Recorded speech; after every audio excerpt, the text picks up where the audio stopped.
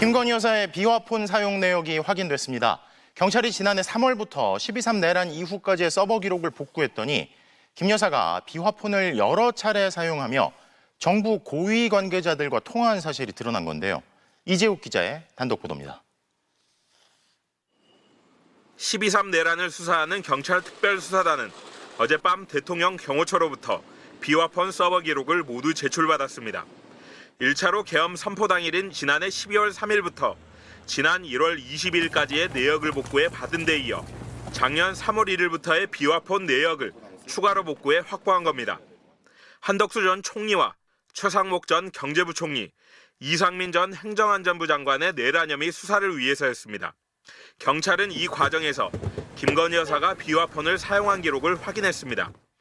비화폰을 누구에게 지급했는지를 알 수 있는 비화폰 불출 대장을 입수해 김 여사에게 비화폰을 지급한 사실을 포착했습니다. 서버 기록에서는 김 여사가 여러 차례 비화폰을 사용했고 정부 고위 관계자들과 직접 통화한 사실이 드러났습니다. 김 여사가 윤석열 정부 출범 초기부터 비화폰을 썼다는 의혹이 제기되었지만 수사기관에서 사용 내역이 확인된 건 처음입니다. 비화폰 한 대를 김건희 씨에게 지급했다라는 거고요. 대통령 내외를 포함해서 총리 장관 비화폰 전화번호 목록까지 장관들에게 경호처가 지급했다라는 겁니다. 확인해 드릴 수 없습니다. 그리고 이런 세세한 사항까지 제가 알 수도 없는 영역입니다. 비화폰은 말 그대로 말을 숨긴다는 뜻으로 통화 내용을 암호화해 도감청을 막는 전화기입니다. 국가적 보안 사항이나 기밀을 다루는 군 수뇌부나 국방부, 국정원, 외교부 등의 고위공직자에게 제한적으로 지급됩니다. 영부인이 비화폰을 사용한 게 적절한지, 비화폰을 사용하는 고위공직자들과 무슨 통화를 했는지를 놓고 국정 개입 논란이 더욱 커질 것으로 보입니다. 앞서 내란 비선으로 지목된 민간인 신분인 노상원 전 사령관에게 비화폰이 지급된 사실도 확인됐는데 비화폰 지급 내역과 통화 기록 수사에 따라 내란 혐의 대상자가 확대될 가능성도 있습니다. 비화폰 불출 대장에서 지급 대상자가 명확하지 않은 내역도 나왔는데 경찰은 비화폰 서버 기록에서 사용자를 대조해 비화폰 사용자를 일일이 추적할 예정입니다. 김건희 여사 측은 비화폰 사용 여부와 이유 등을 묻는 취재진의 질의에 답하지 않았습니다. MBC 뉴스 이재욱입니다. 경찰에 이어 검찰도 대통령 경호처 비화폰 서버 기록을 확보하고 자료를 복구하기 시작했습니다. 경찰과 다르게 체포 명단 논의가 시작된 것으로 의심되는 작년 11월 9일 자료부터 올해 1월까지만으로 이 확보 대상 기간을 좁혔다는데요. 구나연 기자의 단독 보도입니다. 검찰이 대통령 경호처에 디지털 포렌식 장비를 설치하고 오늘 오전부터 비화폰 서버 자료를 확보하고 있습니다. 비상계엄을 주도한 윤석열 전 대통령과 김용현 전 국방장관, 계엄군 지휘부였던 전직 사령관들 기록이 대상입니다. 우선 지난해 11월 9일부터 윤 전 대통령이 내란 우두머리 혐의로 체포된 올해 1월까지로 기간을 좁힌 것으로 파악됐습니다. 지난해 11월 9일은 여인영 당시 방첩사령관이 휴대폰에 이재명, 한동훈 등 14명 이름을 기록한 날입니다. 계엄 당시 국회에 출동한 계엄군에 하달된 체포 명단 14명과 대체로 일치합니다. 여 전 사령관은 이날 김용현 전 국방장관으로부터 명단을 들은 것 같다고 진술했습니다. 민간인이던 노상원 전 정보사령관이 김봉규 정보사령부 대령에게 선관위 장악 문건을 전달한 날도 이날입니다. 김 대령은 계엄이 선포되면 선관위에 가서 부정선거 관련 인사들을 잡아들여야 한다고 이해했다며 선관위 직원 30명 이름이 있었다고 검찰에 진술했습니다. 선관위 장악과 주요 인사 체포 지시가 구체화된 날이 작년 11월 9일인 겁니다. 내란 우두머리로 지목된 윤석열 전 대통령의 역할을 검찰이 확인하려는 것으로 보입니다. 앞서 윤 전 대통령 측은 계엄을 위해 비화폰이 보급됐다는 건 사실이 아니라며 재판부에 검찰의 비화폰 기록 확보에 반대한다는 입장을 밝혔습니다. 검찰 관계자는 비화폰 기록 확보 과정에 변호인들도 참관하도록 조치했다며 재판이나 수사 과정에 증거로 쓰는데 문제 없다고 했습니다. 비화폰은 계엄폰이라 불릴 정도로 계엄에 깊숙이 개입된 인물들은 다 갖고 있었습니다. 우리가 알고 있는 그 중요한 정부 요인들은 대부분 다 가지고 있다고 보시면 됩니다. 새로운 인물들이 비화폰 기록에 등장할 가능성도 배제할 수 없습니다. 검찰은 비상계엄 당시 국무위원들이 모였던 5층 대통령실 대접견실과 집무실 복도, 그리고 삼청동 안가 출입 CCTV 영상 확보 절차도 시작했습니다. 간만에 사실 그 12.3 그 내란을 획책하는 그 과정에서의 따끈한 소식이 또 들려오지 않습니까? 네. 이번에 보니까 이제 검찰발로 확인된 것은 노상원이 살인만 기획을 한 것이 아니라 그 내부적으로 계엄 선포문과 또 거기에 플러스해서 포고령까지도 작성을 했다. 이게 지금 확인이 되는 거잖아요. 이게 이제 그 재판 과정에서 나오는 예. 게 있고 또 요번에 이제 중요하게 봐야 되는 게 경호처에서 일각에서 체포 당시에 서버만 제공했다 이렇게 알려져 있는데 그게 아니고 전체 비아폰 전체 서버를 제공한 걸 확인을 했어요, 제가. 예. 국수본에서 이제 지금 계속 조사 중인데 엊그제 이제 방송에서 보도된 게 여러 사람하고 계속 연달아 통화한 게 보도가 됐죠. 그거는 이제 일반 폰 가지고 했던 것들이 오픈이 된 거예요. 네. 특히나 상대방의 일반 폰. 그러니까 법무장관하고 이런 거 다 오픈이 됐잖아요. 예, 그렇죠. 근데 정작 아직까지 안 나온 게 있습니다. 비아폰으로 한 거. 그렇다면 비아폰으로 한 거에서는 어마어마한 게 나올 수 있어요. 우리가 대충 예상은 하지만 아직 오픈 안 된 몇몇 사람들이 있어요. 중요한 포지션에 있던 사람들. 네. 그런 게 나올 가능성이 이제 상당히 농후하죠. 앞으로가 더 기대되는 부분들인데 노상원 씨 부분도 마찬가지죠. 지금 재판 과정 나오는 거, 그 다음에 여전히 수사가 진행 중인 국수본의 합동수사본부에서 지금 이제 진행되고 있는 내용 이런 것들이 오픈되면 아마 네. 더 무시무시하게 나올 가능성이 높죠. 그렇죠. 근데 비아폰 이야기 나왔으니까 제가 한마디 할게요. 이 비아폰 서버 자체도 물론 필요하지만요. 이거는 서버가 용량이 많이 차면 넘어가게 됩니다. 네. 그렇기 때문에 이거 서버가 제가 보니까 비아폰이 지금 1,300여 대가 있었다 그러거든요. 역대 저는 경호처에 비아폰이 이렇게 많은 적은 없었어요. 역대 정부에 한 배 이상 있는 것 같아요. 비아폰이요. 예. 왜 이렇게 비아폰이 많이 필요했는지 모르겠지만 그때문에 서버 자체가 감당을 안 되거든요. 그 서버 자체가 우리가 흔히 말하면은 물 넘치면 땅이 떨어지고 증발해버리잖아요. 예. 비와폰 단말기 자체를 제출해야 돼요. 그래서 비와폰 단말기 자체에서 단말기를 전부 다 포렌식 해야 됩니다. 많겠지만 예. 나눠서 포렌식 하면 되거든요. 그러면 이 비와폰을 그 대장에 보면은 1번, 2번, 3번, 4번 있을 거 아니겠습니까? 예. 요거는 언제 누가 사용했다 나오지 않습니까? 단말기에 포렌식을 하면 사용 기록이 나와요. 그 기록을 언제 누구하고 통화했는가를 다 해야 된다는 거예요. 예. 단말기 자체는 제출 안 하고 있고요. 저는 또 이번에도 또 느낀 건데 그거예요. 이 공룡폰이라고 또 썼더라고요. 이 공룡폰은 뭐냐면은 비아폰 중에 상당히 비싼 거예요. 비싼 예. 건데 스위치가 하나 있어요. 요걸 옆으로 탁 누르면 빨간색이 탁 켜지면은 비화가 되고요. 예. 빨간색이 딱 꺼지면 일반 폰이 되는 폰이 있어요. 그 비싸게 되면 아주 고위ጥ만 주거든요. 청와대에서도요. 이것도 또 사용했다 그러더라고요. 아. 그러니까 공룡폰도 제출하고 자꾸 제가 경호처에 얘기하는 게 그거예요. 자꾸 요만큼 주고 하려 하지 말고 예. 이왕 이거는 12.3 자체가 내란으로 지금 판명이 됐지 않습니까? 그러면 이거에 대해서는 전반을 다 밝혀야 되기 때문에 그냥 경호처도 자꾸만 눈 가리고 앙환한 식으로 하지 말고 예. 전체 그 증거 자료를 다 제출하라 그 말입니다. 네. 그 이것만 가지고는 안 돼요. 지금 이거 비어폰 서브만 가지고도 저렇게 많은 게 나오는데 예. 단말기 틀으면 제가 보면요. 정말 명태균 게이트 수사가 정말 수사를 했냐 안 했냐도 나올 거예요. 예. 분명히요. 예, 그렇군요. 근데 그 비아폰 서버만을 제출했다라고 하는 것에서 어쨌든 뭔가의 의도성이 있을 수도 있지 않을까라는 그러니까 생각도 들어요. 비아폰과 모든 서버를 제공을 했다. CCTV 하고 폰까지요? 해서. 예, 네네. 그 처음에는 이제 알려진 게 체포 당시 것만은 제출했다 예. 이렇게 알려져서 상당히 좀 격앙됐었죠. 그걸 알만한 사람들은. 예. 그런데 제가 다시 정확히 체크를 해보니까 예. 전체 서버를 다 제출한 것으로 지금 확인이 되고 다만 국수본에서 이제 수사 중이기 때문에 예. 그에 대해서는 아직 오픈을 하지 못하고 있는 안 하고 있는 그런 상황입니다. 이제 뭐 시작이라고 봐야 되는 예. 거예요. 그러니까 네네. 보면.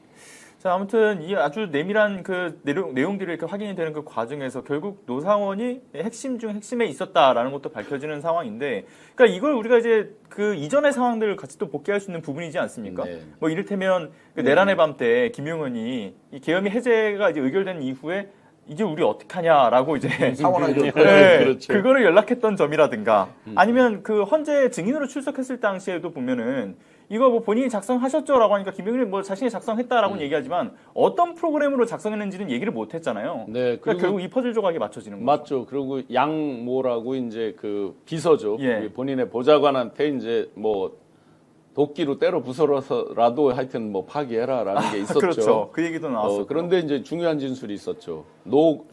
노상원 말고 김용현이 이걸 하는 걸 본 적이 없었다. 아, 그렇죠. 네네. 할 줄도 모른다. 뭐 이런 식의 이제 얘기가 나왔죠. 그러니까요.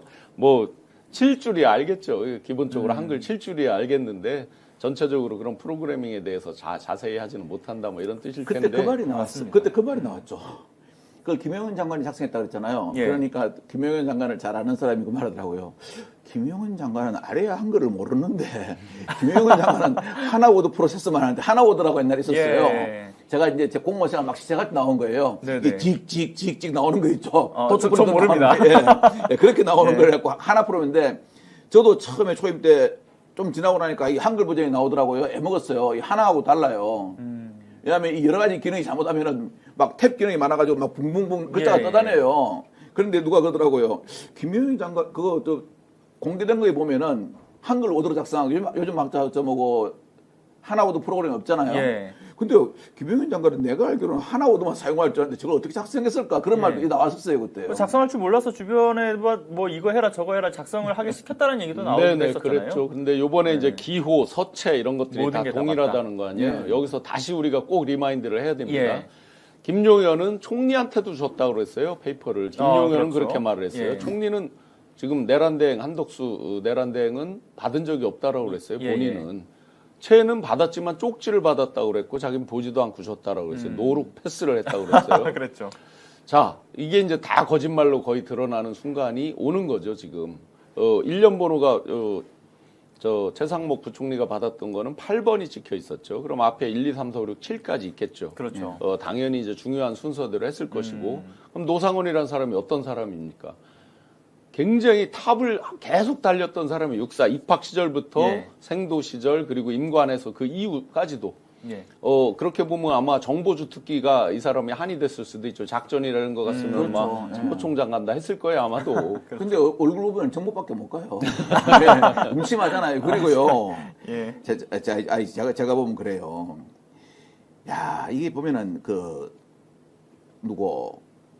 노상원이나 예. 김용현이나 윤통이나 공통점이 있어요. 전부 다 과대망상 착각에 빠진 사람들 같아요. 그렇죠. 이 정신병원에 입원해야 되는 사람들 있지 않습니까? 밖에 예. 내놓으면 내 싸우거든 다니면서요. 예. 같이 입원시켜놓으면 안 싸워요. 왜냐하면 사물을 보는 시각이 똑같은 거예요. 그러니까 이 사람들은 군인을 동원해가지고 국민의 대표인 국회를 누를 수 있고 국민들은 안 되면은 연평도나 백령도나 이런 데 소거해가지고 예. 몇 명 어떻게 해버리면은 다 누를 거라고 생각한 것 같아요. 근데 결국 어땠습니까?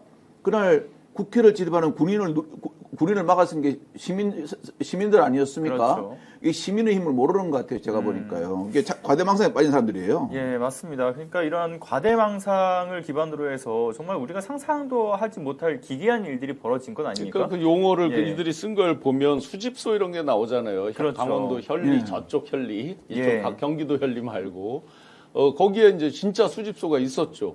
군단 예하에 사람 화장해서 군인들 저기 하면 하는 그런 수집소가 있었죠. 그러니까 일상적으로 나오는 거예요. 이 사람들은 자기들이 예. 하고 있던 일이기 배운 때문에. 거는 양구군청 갔잖아요. 네. 예. 양구군청 갔고 참 저는 아까 김용현은 총리한테 줬다 그랬잖아요. 총리는 뭐 안 받았다 패스했다 네. 그랬는데 이 양반은요 신문에 안 나오면 아무것도 몰라요. 신문에 나와야 알아요. 모든 건 신문에 나와야 알아요. 신문 안 나오면 몰라요. 예. 그래서 정작 중요한 건 계속해서 강조를 드렸었지만 내란 세력들, 내란 동조 세력, 내란과 함께한 세력들 직접적으로 공범, 종범 그리고 그걸 동의하거나 동조하는 세력들이 정말 뿌리 깊게 굉장히 깊숙이 박혀 있다. 예. 그럼 그걸 커버하기 위해서는 여기까지 이렇게밖에 막을 수가 없었다라는 것들을 우리가 계속 상기를 하고 절대로 잊지 말고 이번에 아주 강력하게 굉장한 압도적인 표차로 그걸 예. 이겨야만 이 내란의 뿌리를 제거하는 그 기초가 마련될 수 있을 거라는 점을 우리 시청자 여러분들께서 계속 다시 새겨야 됩니다. 아, 네. 뭐 놀러 가고 투표 대충 안 해도 다 이긴 거잖아 이런 마음들이 절대로 안 된다는 게 왜 그들이 그렇게 끝까지 그 자리를 지키려고 했고 예. 경찰이 용산 CCTV 일부 내용 확보했고요. 비화폰 서버도 일부 확보를 했는데 관련 이야기 이분과 집중적으로 좀 점검을 해보도록 하겠습니다. 윤건영 더불어민주당 의원 모셨습니다. 어서 오세요. 네, 구로울의 윤건영입니다. 네, CCTV 얘기부터 좀 하겠습니다. 일단 그 한덕수 전 총리하고 최상목 전 부총리 출국 금지 조치를 내렸다라는 것은 네. 뭔가를 좀 포착을 했다 이렇게 이해를 하면 되는 걸까요? 경찰은 나름 자신합니다. 그러니까 뭐냐고 하면 최소한 한덕수 등 이 세 사람, 예. 최상목, 이상민 등이 불법 내란에 동조했다, 증거를 확보했다라고 보고 있고 네. 처벌 가능성에 대해서도 제가 알아본 바에 따르면 자신하고 있는 그런 상황입니다. 그래요? 네. 근데 처벌이라 하더라도 어떤 그 죄목으로 처벌하냐에 따라서 얘기가 달라지는 거죠. 그 부분은 좀 앞으로 지켜봐야 되는 건데 예. 이 CCTV라는 게 음성은 없고 영상만 있는 거거든요. 그렇죠. 이게 대화가 아니라 행위인데 이제까지의 기존 진술을 그들의 행위로 뒤집어 버린 겁니다. 그러니까 한덕수 총리가 이야기했던 개헌 문건을 본 적이 없다. 나는. 네. 그리고 최상목은 쪽지 형태로 받긴 받았는데 나도 안 봤다라는 거고 이상민은 단전단수 쪽지가 저 멀리 있었는데 얼핏 보니까 뭐 그렇게 뭐 그런 거였다라는 건데 이걸 완전히 뒤집는 영상입니다. 어제 뉴스토마토 보도를 보면 네. 한덕수 전 총리가 박안수 당시 계엄사령관의 명의의 포고령을 사전에 확인하는 장면이 찍힌 걸로 확인됐다. 네. 이런 식으로 보도를 했거든요. 의원님 어떻게 파악하고 계십니까? 경찰 쪽에서 나오는 이야기로는 그게 사실에 부합하는 내용 아닌가 싶습니다. 아 그래요? 네. 또 하나 이상민 전 행안부 장관이 언론사 단전단수 외 다른 지시를 받는 장면도 담겼다. 다른 지시라고 보긴 어렵고요. 네. 제가 확인한 바로는 단전단수 문건을 제대로 받지 않았다라고 이상민은 부정했거든요. 네. 그런 지시를 받지 않았다라고 했는데 그냥 대통령실에 들어가서 갔더니 저 멀리에 쪽지 하나가 있더라. 테이블에 놓여 있는데요. 저렇게 그냥 멀찌감치 잠깐 봤다라는 거죠. 시력이 2.0 이상이 돼가지고 네. 몽고 사람이 된 거죠 갑자기. 그래서 봤다 내가 라는 건데 그게 아니었던 걸로 저희는 들었습니다. 그러면 예를 들어서 그 CCTV에 이제 동선이 나올 거 아닙니까? 맞습니다. 대통령실에 안 들어갔다. 네. 혹시 이런 게 확인이 됐던 아닙니다. 걸까요? 단전 단수와 관련된 문건에 관한 내용인 걸로 저는 들었습니다. 아, 이상민 그래요? 네. 좀 더 구체적으로 어떤 말씀이세요, 그 얘기는? 경찰에서 전해오는 정보들이 제한적일 수밖에 없는데 기존에 이상민 전 장관이 이야기했던 진술을 뒤집는 행위가 나왔다라는 거예요. 그러면 예를 들어서 그 쪽지 내지 문서를 받는 장면이 혹시 그렇죠. 찍혀 있다? 네, 예를 든다면 그런 네. 식입니까? 예. 그래요? 그럼 이건 얘기가 완전히 달라지는 거 아닙니까? 그렇습니다. 그래서 제가 말씀드린 것처럼 그들이 이제까지 했던 기존 진술을 그들의 행위로서 뒤집어 버린 겁니다. 그래요? 영상으로. 예. 그러면 갑자기 호출받아서 가가지고 네. 너무나 딱하고 당황한 나머지 말렸지만 아무 소용이 없었다. 아무 소용이 없었다는 게 요지잖아요. 간단히 그렇죠. 이야기하면. 네. 그런데 그게 아니라 사전에 포고령도 받고 네. 단전단수와 관련된 지시도 받았다라는 걸 입증하는 영상으로 보여집니다. 그러면 그거는 내랑 가담 행위에 해당이 된다고 해석을 해야 되는 겁니까? 법률적으로? 최소한 동조했다라는 증거로는 보는 것 같은데요. 아 그래요? 예. 지금 뭐 이제 언론 같은 경우는 일단 최소한으로 이제 국회에 나와서 이런 식으로 어떤 주장을 하고 또 경찰에서도 진술했으니까 위증에 해당이 되는 거 아니냐? 맞습니다. 네. 최소한 거짓말은 입증이 되는 것 같습니다. 그래요? 네. 그다음에 지금 그 확보만 됐다고 보도가 나온 여기서 멈춰 있는 게 삼청동 안가 출입구 CCTV 있지 않습니까? 네, 그렇습니다. 여기서 꼭 체크해야 될 게 뭐라고 보십니까? 삼청동 안가는 내란과 관련해 두 번의 모임이 있었습니다. 내란 당일날 윤석열 씨가 주지호 청장과 김목식 청장을 불렀던 것, 네. 그리고 내란 다음 날 이상민 전 장관을 포함해서 4인방이 모였던 게 공개되어 있는 내란과 관련된 안가 모임이죠. 저는 다른 안가 모임 또는 다른 참석자의 존재를 확인하는 게 대단히 중요하다고 생각합니다. 예를 들면 가능성이 있다고 보세요? 저는 충분히 있다고 생각합니다. 노상원 등 민간인들을 안가로 불렀을 가능성. 아 노상원을. 예. 즉 이제까지 내란의 주요 임무 종사자로 등장하는 사람들 네. 이외에 더 있을 거다라는 게 저희 추론입니다. 왜냐하면 삼청동 안가가 내란의 소위 말하는 아지트로 사용이 됐거든요. 그런데 그걸 이제 영상을 확보한다라는 건 입출입은 확인되는 거란 말입니다. 네. 정확하게. 네. 그래서 네. 저는 다른 모임과 다른 참석자를 확인할 수 있을 것 같다라는 생각이 듭니다. 그러면 윤석열 당시 대통령이 삼청동 안가에 있으면서 다른 여러 사람을 거기로 호출했을 가능성이 있다. 맞습니다. 왜냐하면 한남동 관전은 너무 눈에 띄니까 눈에 안 띄는 삼청동 안가를 내란의 아지트로 사용을 했거든요. 그래요. 혹시 그 삼청동 안가니까 그 다음 날 4명이 만나잖아요, 저녁에. 네, 그렇습니다. 근데 일단 4명이 다 공식 확인이 된 겁니까? 그래서 뭐 추가 인물이나 이런 얘기는 혹시 의혹은 없었습니까? 그 추가 자리에? 인물에 대해서는 저희가 볼 수 있는 게 없었기 때문에 예. 확인된 건 현재까지는 없었습니다. 그래요? 네. 혹시 CCTV가 그럼 지금까지 전혀 안 알려진 또 다른 인물이 등장할 개연성도 저는 있겠네요. 있다고 보는 거죠. 노상원 그래요? 씨를 비롯해서 어. 이번 내란의 주요 가담자들, 핵심들이 등장할 것으로 보입니다. 알겠습니다. 그 12월 6일에 윤석열, 홍장원, 김봉식 세 사람의 비화폰이 원격 삭제됐다고 하지 않습니까? 네. 왜 세 사람이었을까요? 의원님 어떻게 해석을 하세요? 이게 12월 6일 당시 상황을 보면 그림이 그려집니다. 12월 6일 날 홍장원 전 차장이 국회에 가서 대통령의 통화 내역을 공개합니다. 네. 그러니까 용산이 발칵 뒤집어진 거죠. 뭐 싹 다 잡아들이라고 했다라는. 그렇죠. 예. 대통령의 체포 지시가 공개되고 믿었던 1차장이 국정원 1차장이 대통령의 통화 내역을 공개하니까 용산이 뒤집어지고 야 이거 어떡하냐라고 했을 때 대통령의 비화폰 내역이 남는 건 두 가지입니다. 하나는 기계에 남아 있고 하나는 서버에 남아 있는데 서버는 이틀마다 한 번씩 자동 삭제가 되죠. 그럼 남는 건 기계입니다. 네. 이 기계를 어떻게 할 거냐? 당연히 상상을 해보면 김성훈 차장을 불렀겠죠. 왜냐하면 김성훈 차장은 경호처 통신부장 출신으로 비화폰이 주특기인 사람입니다. 네. 그래서 김성훈 차장한테 이 일을 어떻게 하냐라고 했을 때 김성훈 차장이 원격 삭제가 가능합니다라고 보고를 했을 걸로 저는 추정을 하고요. 여기서부터는 자 그러면 원격 삭제를 누가 지시했냐라는 거에 대해서 제가 좀 제보를 받아봤는데 네. 경호처에서 나온 이야기는 김성훈 차장 지시다. 라는 겁니다. 실무자한테 이제 지시한 것. 네. 근데 그럼 그게 이제 김성훈 단독 판단이냐 아니면 김성훈도 지시받아서 한 거냐 이게 핵심이잖아요. 맞습니다. 그런데 윤석열의 비화폰을 윤석열 모르게 김성훈이 지웠을 수가 있을까요? 아 그렇긴 하네요. 불가능합니다. 그리고 김성훈은 여기에서 객관적으로 제3자입니다. 네. 윤석열의 통화 내역이 공개가 된 거거든요. 그러니까 12월 6일 그 시점에서는 윤석열 당시 대통령은 비화폰을 계속 쓰고 있었을 거 아닙니까? 맞습니다. 근데 경찰 설명에 따르면 여기서 원격 삭제라는 게 초기화다. 그렇습니다. 쉽게 얘기하면 경호처 용어로 소거라는 말을 쓴다고 합니다. 소거. 소거 버튼을 누르면 핸드폰을 사실상 초기화시키는 거고요. 그러면 윤석열 당시 대통령 입장에서는 갑자기 쓰다가 초기화되면 못 쓰는 거잖아요. 그렇죠. 근데 전화 기능은 가지고 있는데 기록이 없어지는 기록이 거예요. 없어지는 예. 거다. 그래서 당시 상황들에 대해서 제보를 좀 받았는데 네. 김성훈 차장이 실무자에게 와서 구두로 지시를 했다라는 겁니다. 원격 삭제를. 그래요? 예. 그래서 실무자들이 이건 안 된다라고 버텼는데 너무 강압적으로 이야기를 해서 어쩔 수 없었다라는 게 지금 제가 확인한 부분들이거든요. 아 그래요? 네. 그러면 그 혹시 구두 지시 시점이 홍장원 1차장이 국회에 나와서 그 증언을 한 그 뒤 혹시 시점도 확인이 됐을까요? 시점은 제가 정확하게 이제 그 당시 관계자들도 지금 굉장히 조심스러워하고 있어서 특정하지는 못하는데 제가 추론해 보면 당연히 그 뒤 또는 그 어간으로 생각을 하는 게 왜냐하면 홍장원 전 차장이 국회에 나가서 증언을 하겠다라는 걸 이미 알고 있던 상황이었거든요. 예. 그래서 그 시기는 그렇게 뭐 앞이냐 뒤냐 그 자체가 중요치 않을 것 같습니다.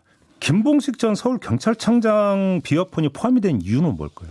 요건 수사의 영역인데요. 예. 저는 3특을 이야기하고 싶은데 우선 김봉식 청장은 윤석열 씨와 특수관계입니다.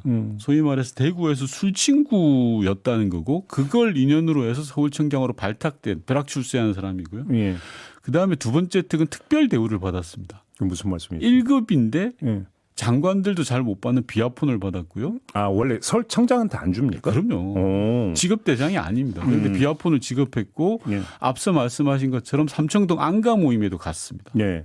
경찰청장을 부르면 될 일인데 왜 서울청장을 부릅니까? 그렇네요. 경찰청장 부하인. 그렇죠. 그래서 결론적으로 저는 김봉식 청장에게 대한 특수임무 세 번째 특이 여기서 나오는데 특별한 미션이 있었을 것 같다라는 게 제 추론입니다. 그렇지 않고서는 예.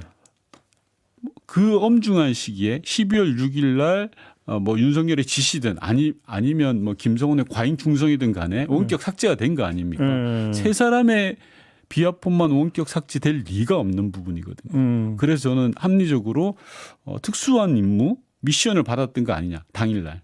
그러니까 이제 뭐 언론은 그 김복식 그 전 청장이 뭐 이제 개인의 가정사 이 발언을 한 거를 이제 주목을 하던데 네. 12월 6일 그 시점에서 그거를 고려를 해서 그 삭제 지시를 했다고 보기는 힘든 거 아닙니까? 전혀 힘들죠. 네, 저는 그래서 예. 12월 3일 안가 모임에 김봉식이 참석했고 앞서 말씀드린 것처럼 특수한 관계이고 네. 특수한 대접을 받았기 때문에 특별한 미션이 있었을 걸로 저는 보는 겁니다. 그러니까 바로 포인트가 그건데 안가에 가서 뭔가를 그때 같이 조지오 당시 경찰청도 같이 있었다는 거예요. 맞습니다. 그러면 조지오 청장 비어폰도 그럼 삭제 지시를 했었는데 그럼 빠졌단 말이에요. 맞습니다. 그리고 조지오 청장과 달리 김봉식 청장에 대해서는 비화폰을 11월 달에 따로 줍니다. 그러니까 이게 왜 1급까지 비화폰을 주는 건 저는 이해가 잘 안 되거든요. 장관들도 잘 못 받는 비화폰이고. 그럼 아직 공개가 안 돼 뭔가 특별한 미션이 있었다 이렇게 맞습니다. 보시는 겁니까? 네, 저는 그렇게 생각합니다. 혹시 뭐 그러면 경찰 수사 과정에서 뭐 포착됐다는 내용 혹시 들으신 건 없고요? 아직은 확인이 좀 제한되고 있는 상황입니다. 아무튼 이 세 사람의 비화폰 이제 그 삭제가 됐는데 혹시 복구는 가능하다고 합니까? 일부 제한적이라고 저는 들었는데요. 예.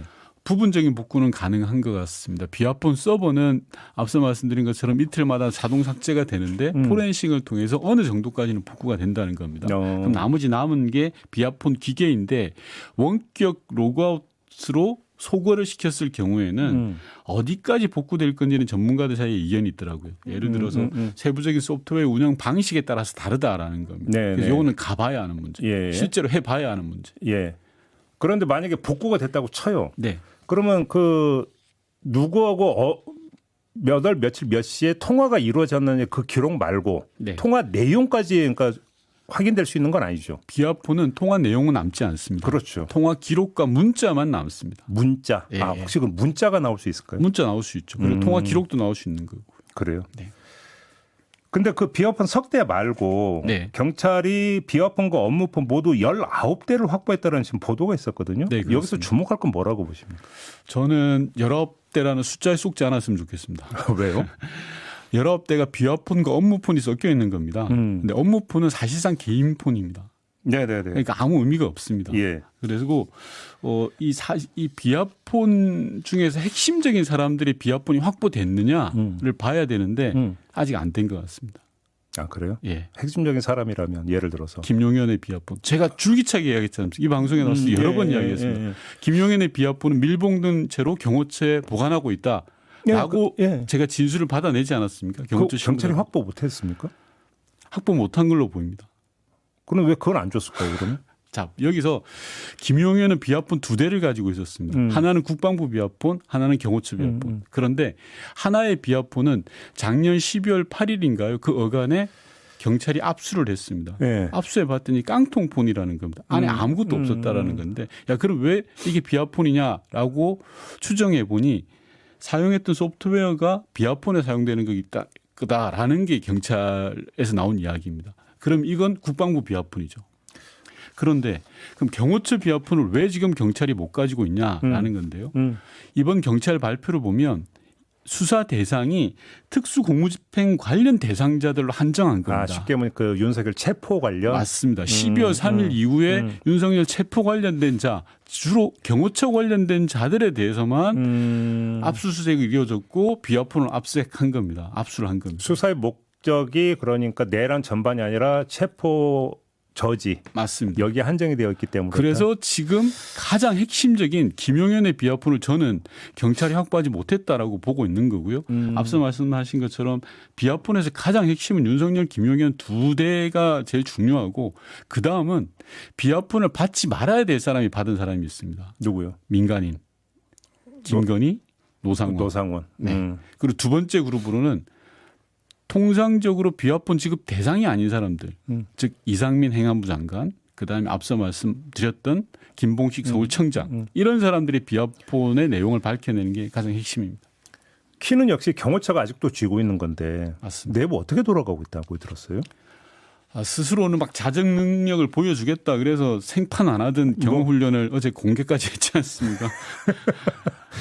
저는 근데 좀 그러지 않았으면 좋겠습니다. 지금 뭐 나름 스스로 그런 노력을 보이는 건 좋습니다만 네. 지금 중요한 건 그런 게 아니라요. 내란 수사에 정말 적극적으로 협조해야 됩니다. 그리고 네. 숨기거나 이러지 말고요. 정보를 취사 선택하지 말고 다 공개해야 됩니다. 그래서 국민의 심판을 받고 국민 앞에 고백해야 되는데 그게 우선이라고 생각을 합니다. 알겠습니다. 보내드리기에 앞서서 마지막으로 또 이 질문 드리고 끝내겠는데요. 이낙연 전 총리가 어제 김문수 후보 지지 선언하지 않았습니까? 네. 어떻게 들으셨습니까? 저는 이낙연 전 총리를 이제까지 키워줬던 지역구 주민들 그리고 문재인 전 대통령을 욕보이는 최악의 선택이었다고 생각합니다. 욕보였다? 예. 그러니까 문재인 정부 사람들이 만든 정책 포럼에서도 이낙연 전 총리를 제명했고요. 김대중 재단에서도 제명했습니다. 이게 단순하게 상대 당으로 건너갔다라는 차원에서 제명하지 않았을 겁니다.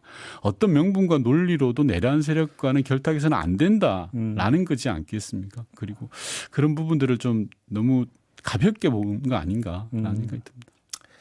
알겠습니다. 자, 오늘 말씀 여기까지 듣겠습니다. 고맙습니다, 의원님. 네. 윤건영 더불어민주당 의원이었습니다. 때로는 날